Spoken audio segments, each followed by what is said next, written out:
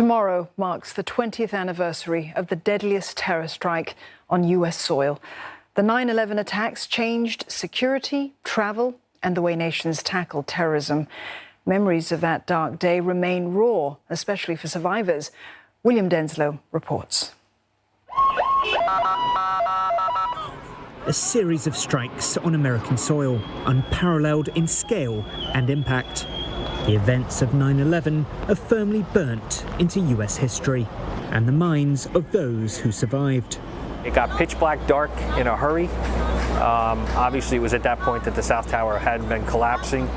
Tim FROLICH was working for a bank on the 80th floor of the World Trade Center's South Tower on 9/11. He managed to get out and made it to this nearby hotel. In the chaos and rescue effort, he fell down a flight of stairs, severely injuring his left foot. Yes, I'm a survivor. Yes, I got hurt. But there's not a day that goes by that I don't get out of my bed and say, thank you, God, for today. And those poor people and those heroes who ran towards those buildings, that never needs to be forgotten. Sekou Siby was a banquet cook in one of the towers. He had a day off on 9/11 and was at home when the towers fell. He lost his former roommate and a total of 73 colleagues that day, some of whom he played football with just a few days before. It is so difficult, heartbreaking to lose one person. When you imagine that your entire morning crew died and you haven't been trained as a soldier, it is not something that's easy for a normal human being to digest. 20 years after the attacks on 9/11, and a search for answers continues, particularly relating to alleged ties to the Saudi government, a connection Riyadh denies.